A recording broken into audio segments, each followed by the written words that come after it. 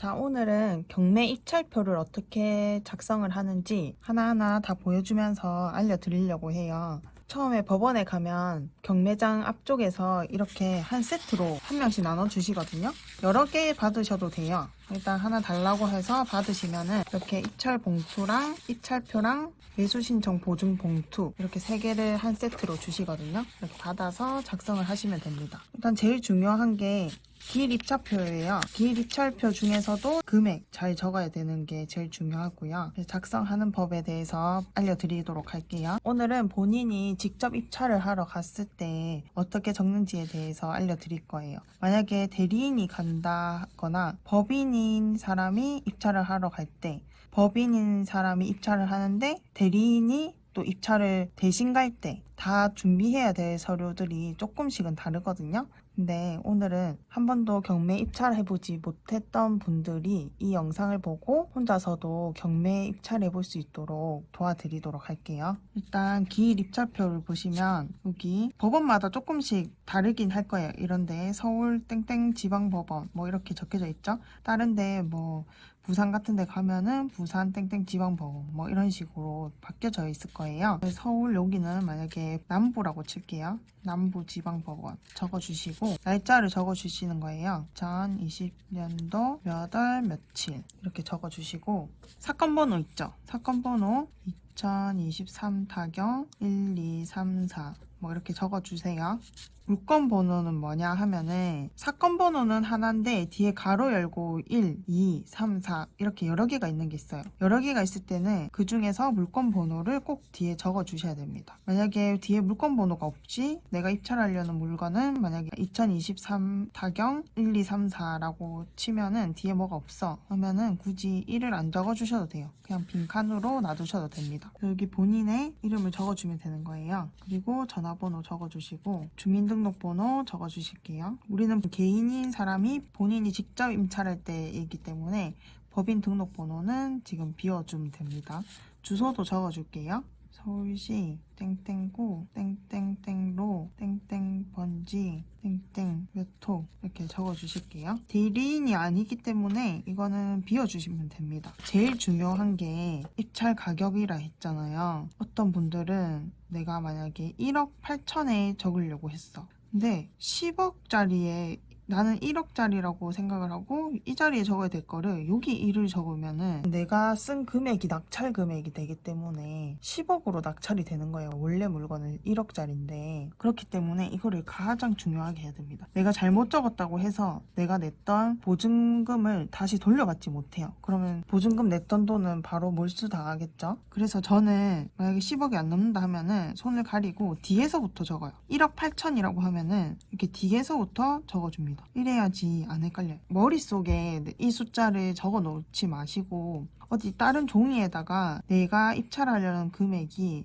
얼마인지 미리 정하고 종이에 적어서 오세요. 그러면 그 종이를 보면서 이제 뒷자리 수부터 이렇게 하나씩 따라서 적으면 절대 실수할 일 없겠죠. 그리고 우리는 대부분 현금 자기압수표로 많이 들고 가니까 여기 체크해 주시고요. 보증 금액은 내가 입찰하려는 금액의 10%가 아닌 최저 가격의 10%를 내고 금액에 대해서 적어주시면 돼요. 만약에 최저가가 1억 5천이었다 하면은 1억 5천에 10%만 내면 되겠죠. 그래서 내가 자기압수표를 1억 5천만 끊어 가시면 되는 거예요. 그럼 내가 끊어간 금액을 여기 적어주시면 되는데 그러면 1,500만 원이겠죠? 10%니까 1,000만 원 여기 있고 1억 부분 지워주시고 뒤에서부터 1,500만 원 자기압수표 끊었다고 해놓으면 되는 거고 여기 밑에 또 제 이름을 하나 적어주셔야 돼요. 본인의 이름 적어주시고 도장은 나중에 한꺼번에 다 찍을게요. 여기 보이시죠? 5번에 입찰 가격은 수정할 수 없으므로 수정을 요할 때에는 새 용지를 사용하십시오.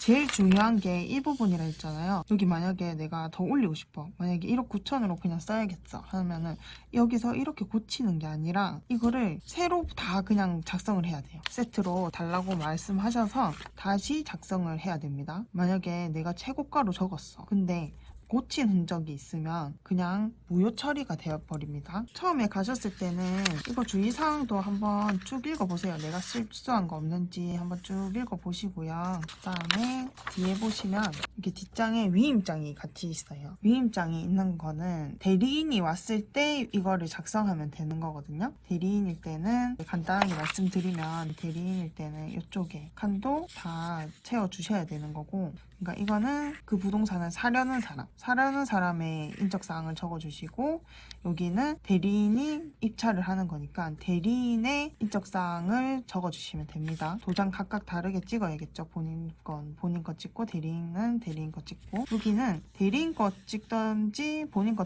찍던지 그렇게 상관은 없어요. 본인이 직접 입찰하러 갔을 때는 이 장을 아예 적지 않아도 됩니다. 근데 대리인일 때는 대리인의 인적사항 여기 똑같이 적어주시고, 직업은 뭐 회사원 이런 거 적으면 돼요. 앞에 적었던 인적사항이랑 똑같이 여기 적어주시고, 여기 또 남부지방법원 2020 땡땡 사경 땡땡땡땡땡땡 그 사건 번호 적어주시면 됩니다. 그리고 그 부동산을 사는 사람 본인에 대해서 적어주시면 됩니다.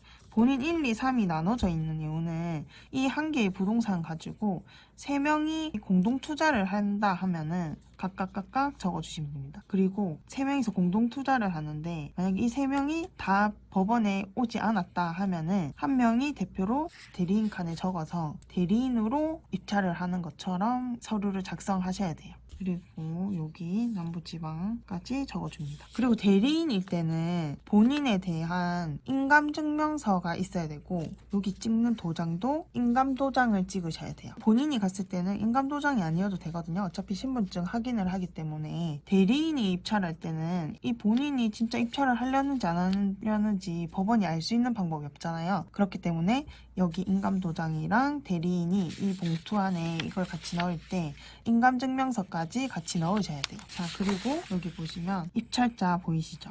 여기에 본인, 부동산을 취득하려는 사람의 이름을 적어줍니다. 그리고 만약에 아까처럼 3명이서 공동 투자한다 하면은 왜 3명, 2명 이렇게 적으면 되는 건데, 지금은 본인이 직접 법원에 가서 입찰을 하는 거기 때문에 여기 대리인 칸도 비워주고 입찰자 이름에만 적어주면 됩니다. 여기 있고요. 그리고 여기도 있어요. 그리고 봉투에서 사람들이 까먹는 게 있어요. 이거 안 적으면은 바로 무효 처리되거든요. 여기 봉투를 뒤집어 보면은 안쪽에 사건 번호 적는 게 있어요. 이걸 보고 법원에서는 서류 정리할 때 타타타타 빨리 하기 때문에 이걸 꼭 적으셔야 돼요. 여기도 2020 땡땡 타경 땡땡땡땡 땡땡 적어주시고, 만약에 서울 4개다, 남부 4개다 하면은 4개 적어주시고, 이게 뭐냐면 사건 번호 앞에 남부 4개 2022 뭐 타경 땡땡땡땡 이런 게 있거든요.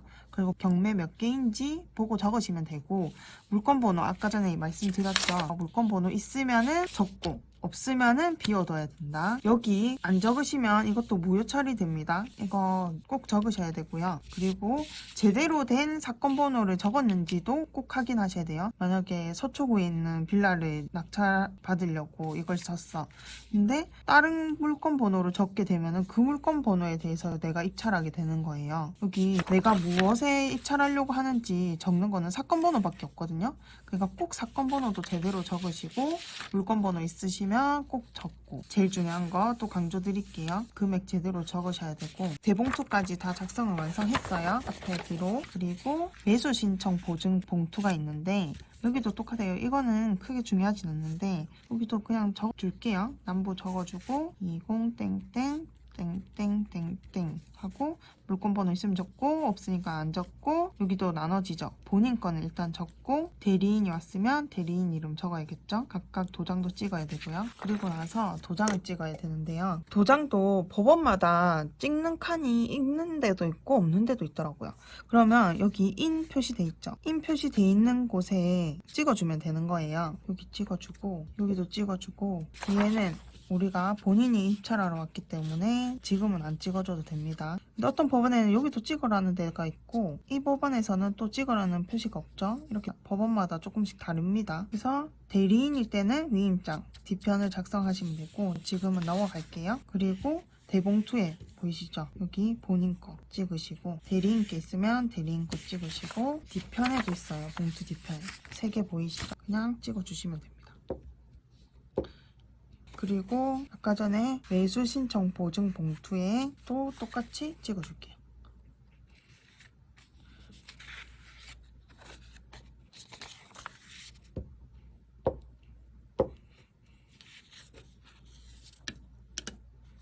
그리고 이 흰색 봉투, 작은 봉투에 우리가 미리 준비한 최저가의 10% 자기 압수표를 여기 넣어주시면 되는 거예요.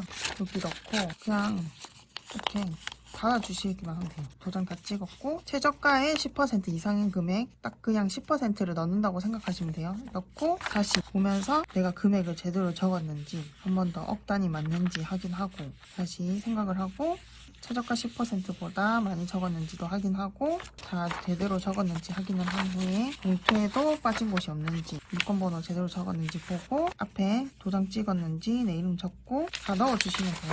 그리고 나서 여기 보이시죠? 스테인플러를 찍으십시오. 법원에 가면은 이 인주도 하나씩 있을 거고, 이거 스테인플러도 있을 거예요. 그러면 이것 때문에 줄을 서거든요. 입찰표를 쓰는 거는 아무 데서나 써도 돼요. 대신 뭐 다른 분들한테 안 보이는 곳에서 쓰는 게 좋겠죠. 근데 다른 분들이 이 2개 때문에 굳이 입찰장에서 작성을 하는 거예요. 이 2개를 내가 직접 들고 간다 하면은 줄을 꼭 안 서고 바로 작성할 수 있겠죠. 그래서 이 스테인플러도 찍어주는 법원이 있고 안 찍어주는 법원이 있어요. 근데 그냥 밖에 스테인플러가 있으면 제가 찍으면 되는 거고, 또 1개 찍는 곳도 있고 2개 찍는 곳도 있거든요. 법원마다 다르니까 이거는 직접 가서 그날따라 찍어보면 되는 거고요. 그래서 내가 찍어라 하면은 이 네모칸에 맞춰서 찍어주시면 됩니다. 그렇게 해서 신분증이랑 같이 갖고 가서 앞으로 나가서 입찰 봉투 받는 분한테 드리면 되거든요. 드리면은 이주인님 맞으신가요? 하면서 신분증을 확인을 해요. 여기 보시면 연결 번호 있죠. 여기도 똑같이 연결 번호가 있어요. 여기에 도장을 탁탁 찍어 주시거든요. 이게 그날 법원에서 몇 번째로 입찰을 했는지에 따라서 번호가 주어져요. 만약에 제일 처음 낙찰했다 하면은 001번이 찍히겠죠? 탁탁 찍어서 분들이 이거를 딱 찢어서 신분증이랑 같이 이것까지 합쳐서, 봉투까지 합쳐서 주거든요. 그러면은 봉투는 직접 상자에 넣으셔야 돼요. 바로 옆에 투명색으로 입찰 봉투 넣는 큰 상자가 있을 거란 말이에요. 바로 이렇게 넣으면 잘 안 들어가지고 반 접어서 이런 식으로 바로 넣으면 잘 들어가집니다. 어떠셨나요? 오늘은 입찰표를 어떻게 작성하는지에 대해서 말씀드렸는데요. 헷갈린다 하시면은 댓글로 알려주세요. 제가 따로 블로그 하는 곳에도 입찰표 어떻게 작성하는지 적어뒀거든요. 설명하기 칸에 같이 링크 달아놓을 테니까 대리인이 만약에 가신다 하면은 블로그 작성한 거 보시고 참고하시고 작성하시면 될 것 같아요. 오늘도 영상 시청해주셔서 감사합니다.